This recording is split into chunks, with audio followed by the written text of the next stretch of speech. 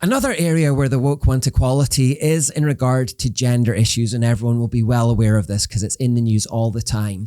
Now, to make it clear, the vast majority of people have no problem with their sex or gender in the sense that they're born male or female and they're quite happy with that. Indeed, in the 2021 UK census, 99.5% of the population said they identified with their birth sex. However, that does leave 0.5%, this tiny minority of the population who don't. These are transgenders, people who want to be the opposite sex. And of course, the woke, through this very simplistic lens of intersectional theory, simply want to pull the majority down and raise this minority up so everyone feels equal, the same, so there's parity. It's always the same mechanism: pull the majority down, raise the minority up so everyone feels equal. However, in trying to raise up and normalize transgenderism, the woke are in fact trying to normalize a medical condition called gender dysphoria, which is, medically speaking, a type of delusion, which is in itself one of 3 markers of psychosis. So they're trying to normalize a form of psychosis. Johns Hopkins Psychiatry says the definition of delusion is a fixed, false, idiosyncratic belief, which is characterized by defective or lost contact with reality. So, for example, if a woman has a fixed, false, idiosyncratic belief that she is a cat, medically speaking, she is suffering from delusional psychosis.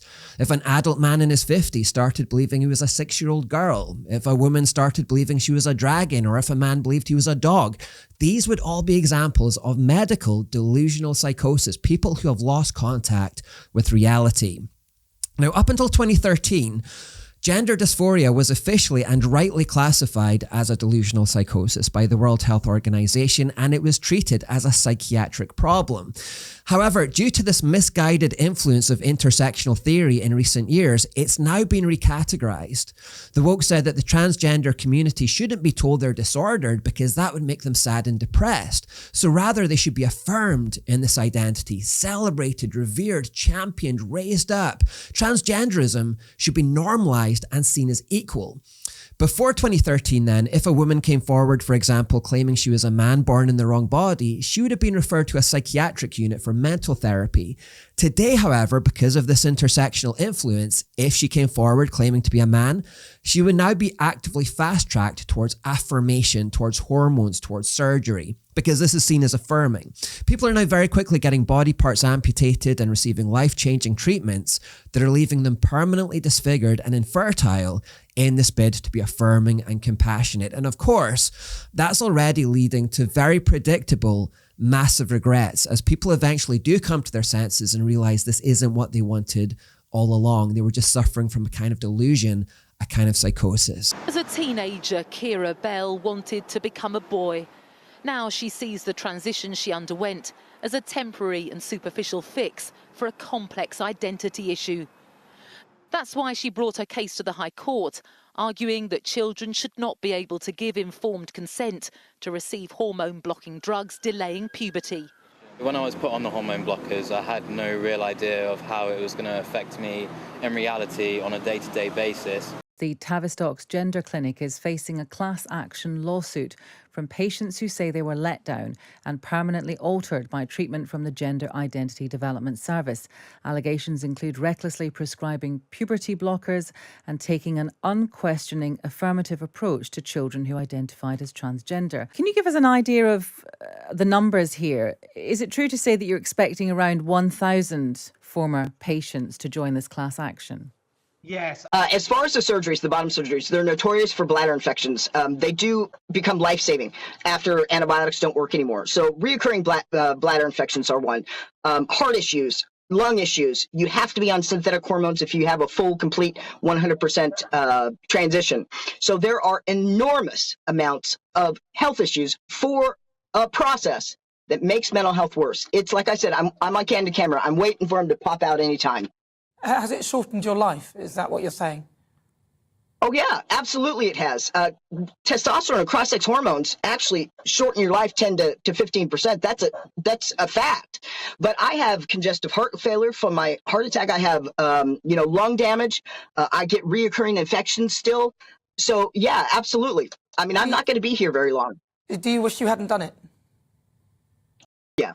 Yeah, medical transition doesn't fix anything. And unfortunately, people don't realize that. And the people with true gender dysphoria, which is a serious mental illness, those are the ones that are killing themselves at 7 to 10 years, because those are the people that are being medically transitioned for a delusion. So all these people are beginning to tragically realize it wasn't surgery that they needed at all. It was psychiatric help with their delusion. And now, because of the surgery and hormones, they're stuck with disfigurement, pain, loss of sexual function, and reduced lifespans. And so very clearly, this is not something that should be affirmed. And in pushing people down this road, it is in fact doing a lot of damage and it's ruining lives. And perhaps above all, it's simply impossible. Men cannot become women. Women cannot become men.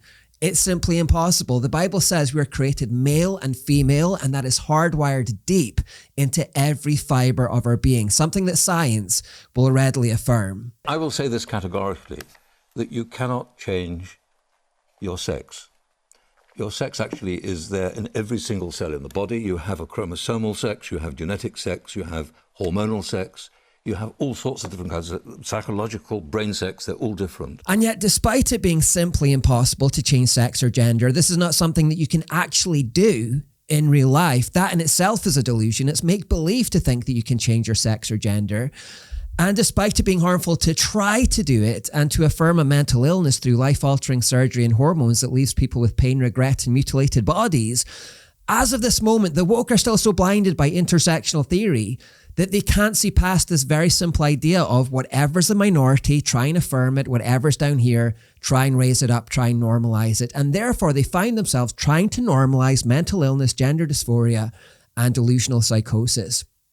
To that end, they're releasing books with transgender propaganda in it aimed at children as young as 4. There's been the rise of drag queen story times. Companies like Disney are trying to push trans characters in their movies and parks.